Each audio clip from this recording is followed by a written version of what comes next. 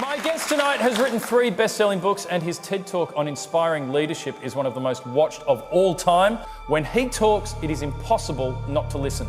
My name is Seynek, and I have a clear vision of what I want to build in this world. I imagine a world in which the vast majority of people wake up every single morning, inspired to go to work, feel safe when they're there, and return home fulfilled at the end of the day. I promise you, our guests will help you acquire the behaviors and thought patterns you need to be successful in anything that you're trying to accomplish. I have yet to give a speech or have a meeting where somebody doesn't ask me the millennial question. What's the millennial question? Apparently millennials as a generation, which is a group of people who were born approximately 1984 and after, are tough to manage.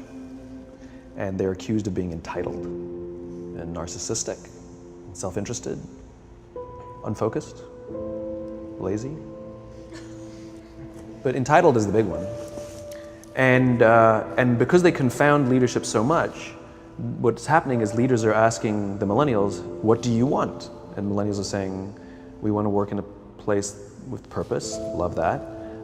We want to make an impact, you know, whatever that means. We want free food and beanbags. And so somebody articulates some sort of purpose, there's lots of free food and there's beanbags, and yet for some reason they're still not happy. And that's because they're missing, there's a missing piece.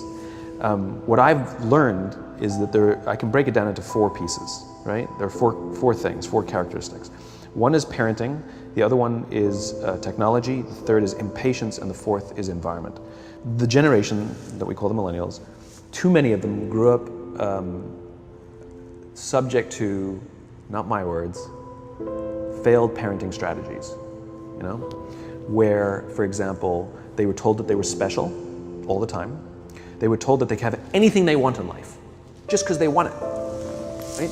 They were told, some of them got into honors classes, not because they deserved it, but because their parents complained. And some of them got A's, not because they earned them, but because the teachers didn't want to deal with the parents. Some kids got participation medals. You got a medal for coming in last, right?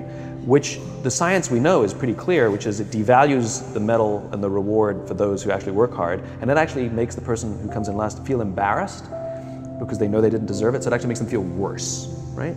So you take this group of people and they graduate school and they get a job, and they're thrust into the real world, and in an instant they find out they're not special, their moms can't get them a promotion, that you get nothing for coming in last, and by the way, you can't just have it because you want it, right? And in an instant, their entire self-image is shattered. And so you have an entire generation that's growing up with lower self-esteem than previous generations.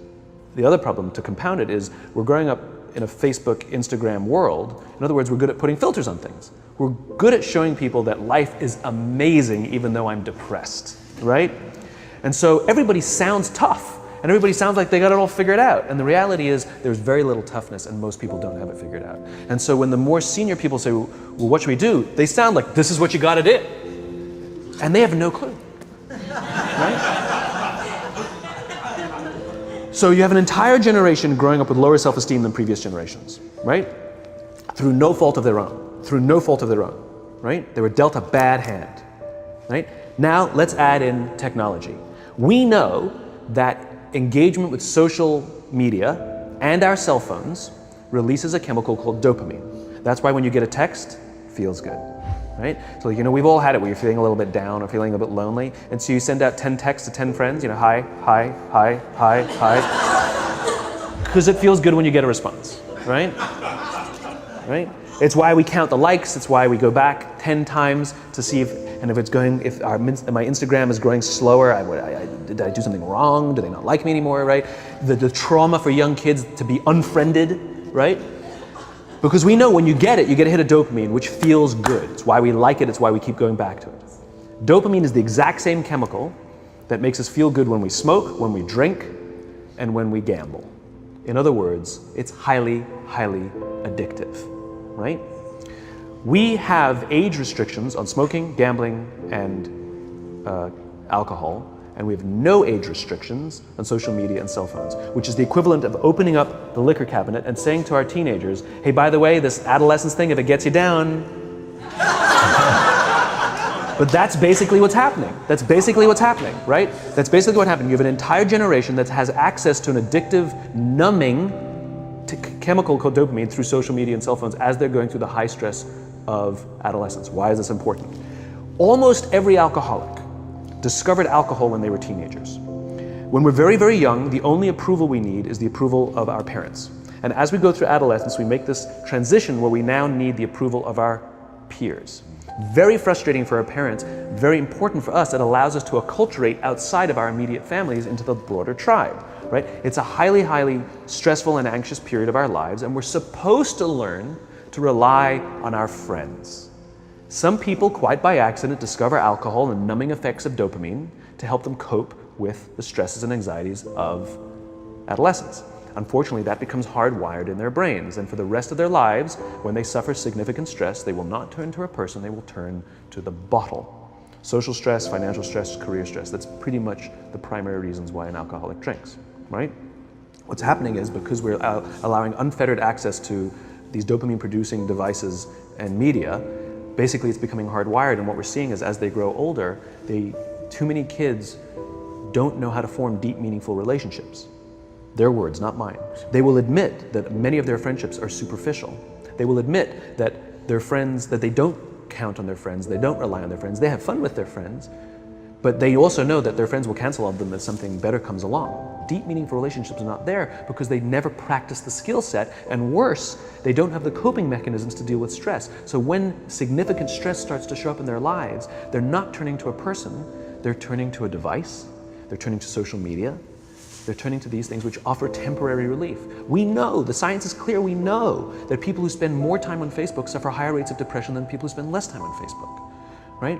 These things balanced. Alcohol is not bad, too much alcohol is bad. Gambling is fun, too much gambling is dangerous, right? There's nothing wrong with social media and cell phones. It's the imbalance, right? If you're sitting at dinner with your friends and you're texting somebody who's not there, that's a problem. That's an addiction.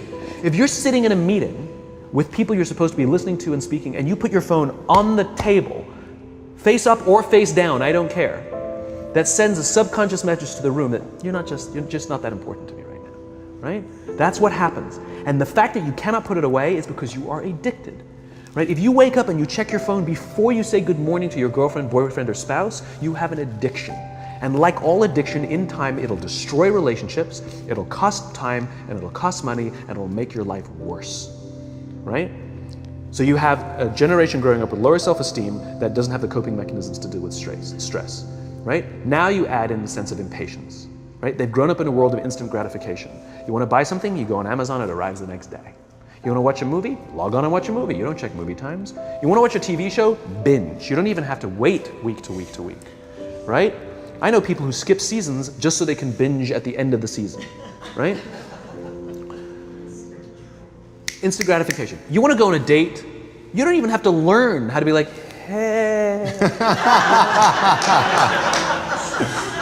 You don't even have to learn and practice that skill. You don't have to be the uncomfortable one who says yes when you mean no and says no when you mean no, but yes when you don't have to swipe right. Bang, I'm a stud. Right? You don't have to learn the social and coping mechanisms, right? Everything you want, you can have instantaneously.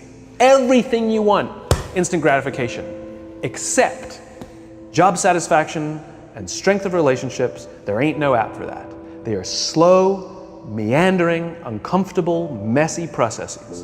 And so I keep meeting these wonderful, fantastic, idealistic, hardworking, smart kids. They've just graduated school. They're in their entry-level job. And I sit down with them and I go, how's it going? They go, I think I'm gonna quit. I'm like, why? They're like, I'm not making an impact. I'm like, you've been here 8 months. You know? It's as if they're standing at the foot of a mountain and they have this abstract concept called impact that they want to have in the world, which is the summit. What they don't see is the mountain. I don't care if you go up the mountain quickly or slowly, but there's still a mountain. And so what this young generation needs to learn is patience. That some things that really, really matter, like love, or job fulfillment, joy, love of life, self-confidence, a skill set, any of these things. All of these things take time.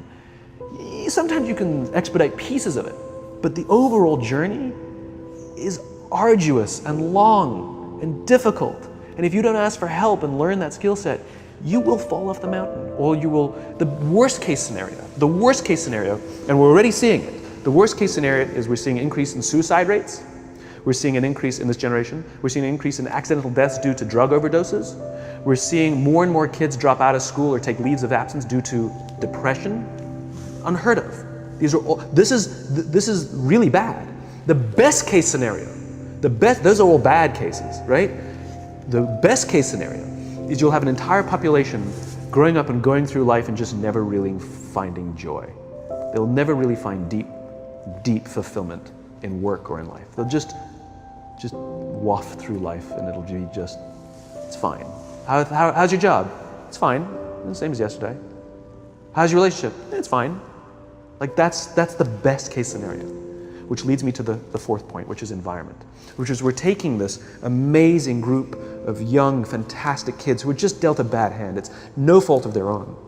And we put them in corporate environments that care more about the numbers than they do about the kids. They care more about the short-term gains than the long-term life of this young human being. We care more about the year than the lifetime, right? And so we are putting them in corporate environments that aren't helping them build their confidence, that aren't helping them learn the skills of cooperation, that aren't helping them overcome the challenges of a digital world and finding more balance, that isn't helping them overcome the need to have instant gratification and teach them the joys and impact and the fulfillment you get from working hard on something for a long time that cannot be done in a month or even in a year. And so we're thrusting to them in corporate environments, and the worst part about it is they think it's them. They blame themselves. They think it's them who can't deal. And so it makes it all worse. It's not. I'm here to tell them it's not them. It's the corporations, it's the corporate environments, it's the total lack of good leadership in our world today that is making them feel the way they do. They were dealt a bad hand, and I hate to say it, but it's the company's responsibility. Sucks to be you, like we have no choice, right? This is what we got, and I wish that society and their parents did a better job. They didn't. So we're getting them in our companies, and we now have to pick up the slack. We have to work extra hard to figure out the ways that we build their confidence. We have to work extra hard to find ways to teach them the social skills that they're missing out on. There should be no cell phones in conference rooms. None. Zero. And I don't mean the kind of like sitting outside waiting to text. I mean like when you're sitting and waiting for a meeting to start, this is what we all do. We all sit here and wait for the meeting to start. Meeting starting? Okay. And we start the meeting. No, that's not how relationships are formed. Remember we talked about it's the little things? Relationships are formed this way. We're waiting for a meeting to start and we go, how's your dad? I heard he was in the hospital. Oh, he's really good. Thanks for asking. He's actually at home now. Oh, I'm really glad. It was really amazing. I know, it was really scary for a while. That's how you form relationships. Hey, did you ever get that report done? Oh my God, no, I didn't. I'll help you out. Can I help you out with that? Really? That's how trust forms. Trust doesn't form at an event in a day. Even bad times don't form trust immediately. It's the slow, steady consistency. And we have to create mechanisms where we allow for those little innocuous interactions to happen. But when we allow cell phones in conference rooms, we just, okay, have the meeting. And then my favorite is like when there's a cell phone there and you go like this, you go. It rings and you go. I'm not gonna answer that. Like, Mr. Magnanimous, you know? When you're out for dinner with your friends, like I do this with my friends. When we're going out for dinner and we're leaving together, we'll leave our cell phones at home. Who are we calling? Maybe one of us will bring the phone in case we need to call an Uber or take a picture of our meal. That's what I was saying, come on. I'm an idealist, but I'm not insane. You know? At a heathen. I mean, it looked really good. We'll take one phone. And so it's like an alcoholic. The reason you take the alcohol out of the house is because we cannot trust our willpower. We're just not strong enough. But when you remove the temptation, it actually makes it a lot easier.